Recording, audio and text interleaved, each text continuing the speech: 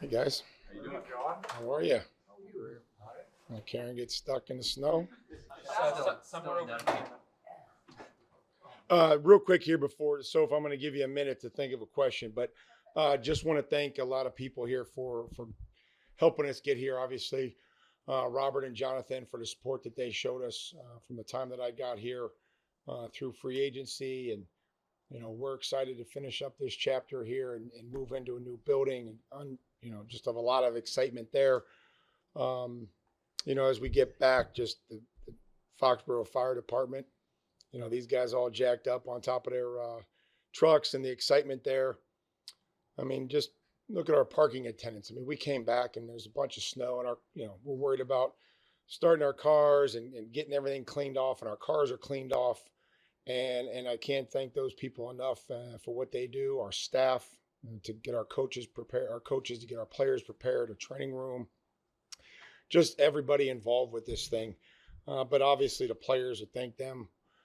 And I know that they're excited, to get us this next game, and just the work that they're going to put in here this week. I think we have a good plan for them. We're excited about it, and it'll be a huge challenge and it'll be a huge test. So, what do you got, Soph?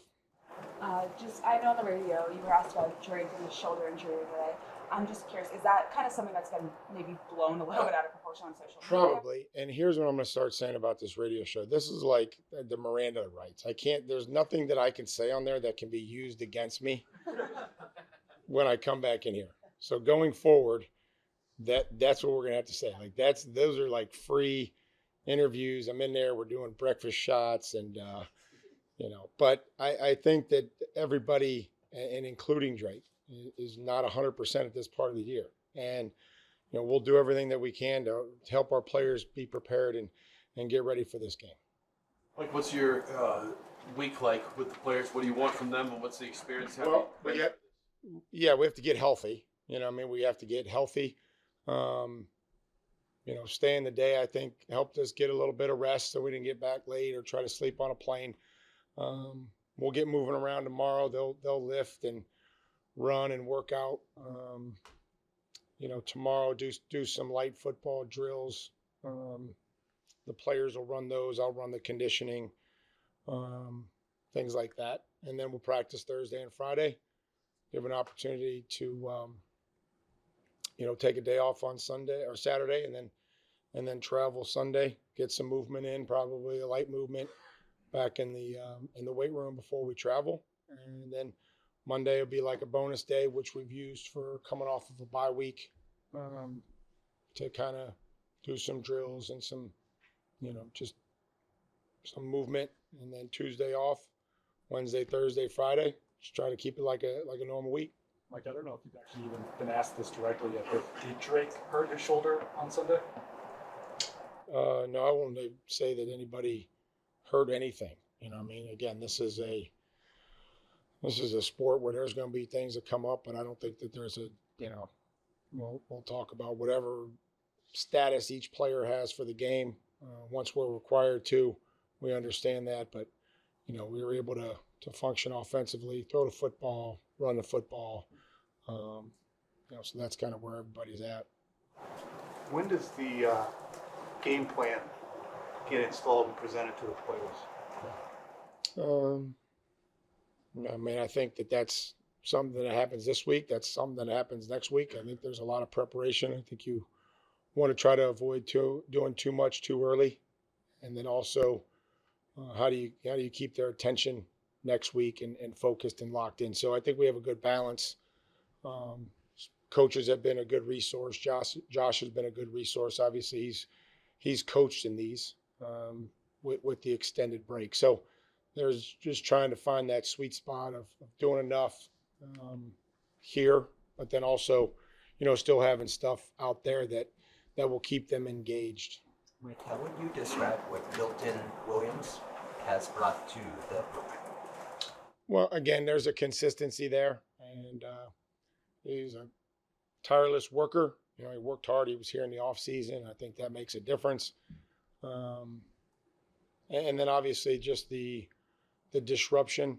I know everybody that rushes the passer, they strive for sacks, and certainly our ability to affect the quarterback goes well beyond the sack numbers. You can get a sack. Gonzo got a sack. The quarterback ran out of bounds. And so if you just look at that, it can be somewhat misleading. But he certainly has brought some disruption. We talked about that after the Houston game. We talked about that yesterday or a few days ago here about the disruption. And I think he has improved some of his technique in the run game and things that we've talked about. And he's consciously tried to work on that. And I appreciate that. With him, though, when he signs a big contract, I'm sure there's part of your research that says we want to make sure that whenever we give money like that to someone, that they don't change as a result of that money. What gave you the assurance that he was going to not? Well, they haven't done a lot of work with him coming out and just knowing who he is as a person, but all his family. I think his parents have been fantastic raising him and his sisters. And, when you have good bones, you can survive a lot. And so there's, for a young player to come into a lot of money like that, it is important that they remain grounded and they remain hungry and want to continue to work. And I know that his parents and his family have a lot to do with that. Vision what a Super Bowl win would feel like? Nah, I haven't thought about that one time. Obviously, Drake was very efficient passing the ball in the regular season over the last 3 weeks. How much is the passing output just a reflection of the defenses and the pass rush that you guys have faced? Yeah, I think that's all combination. I think it all goes into it. And, just the defenses in general, not just the pass rush. And again, a lot of that stuff is, we'll have to be better. We'll have to be better. We'll have to play one of our best games, if not our best game, against Seattle to stay balanced, to run the football, to use all our complementary passing game and not just turn it into a drop back passing game. Because that's a tough way to live in this league, especially with the players that they have, the games. They're probably the best in the National Football League at running games up front and creating pressure. They work very well together. It's something that we show our guys every week. So I know that'll be a big key in this game, is being able to block those guys up front. And a lot of guys with ball production on the back end. Ernest Jones has 5 interceptions. Kobe Bryant's got 4. A lot of guys get their hands on the football. Mike, you had a lot of success here as a player. You're on almost a perfect season. And then there was another generation after that, another successful run with the same head coach. Can you talk about the dynamic, not so much that dynamic between the head coach and the players, but the way you do things seems to be a little different. And I'm wondering where that came from. I know you've talked about you've taken from other coaches over the years, but is there one particular coach that has sort of led you to where you are now? It seems to be the one-on-one relationships you have with players. I think you try to have a core belief in what you do, and I think you try to be consistent with that. But I think you also have to be, authentic. I think they have to see you be upset, be disappointed, be sad. Share personal experiences. Again, I talk about how much time we spend together, and so I think it just, it goes all the way back to when, they don't care how much you know until they know how much you care. And so whatever we can do to try to help them off the field, grow as men. There's a lot of great guys in there that are husbands and fathers, and then they're also great players. So we just try to build the player the best that we can.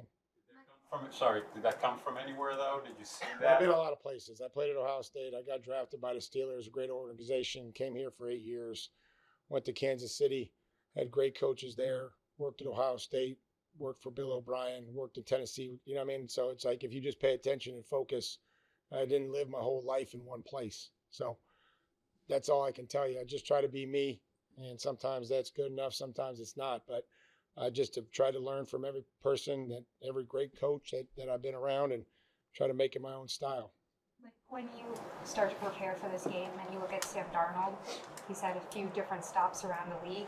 How deep does your staff look in terms of his film? Is it about this year? Is it about? I mean, we haven't watched every game that they've played this year yet, so there'll be things that we'll try to watch and see. And I mean, again, it'll be important that we're sound. I mean, he's been very efficient, and again, everybody's journey is different, and so you give him a lot of credit for the places that he's been and how he's learned and grown. And certainly making the most of his opportunity now. Like you mentioned a little bit earlier, you felt like you guys had a good plan in place. Is the plan for the game already sort of fully baked by you guys? No. I meant plan as far as schedule, logistics. I mean, trying to get all that stuff out of the way. We'll work hard today and tomorrow to continue to work on that and what we present to the players, and then that'll continue to build as we move on. I know you mentioned them this morning, but respecting your Miranda rights, just an overall thought on Seattle. Just how good of an opponent are they? Oh, I mean, they're first in the league in scoring on defense, third on offense. Good mix of veterans and youth.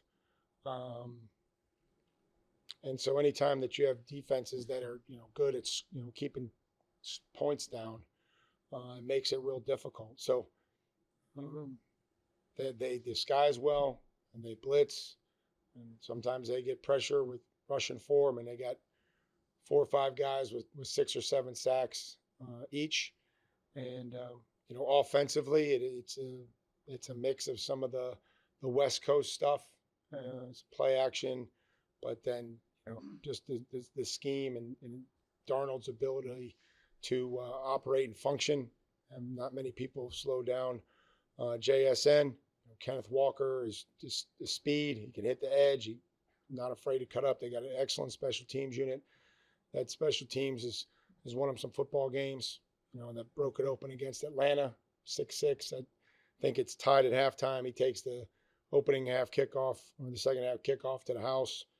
Defense gets a couple turnovers, and then it's a blowout. So, we're going to have to be really good in all phases. And but this is an excellent football team. Mike, how would you grade your defense, just the progression of the defense, especially through the first 3 rounds of the playoffs? It seems they've really come up strong.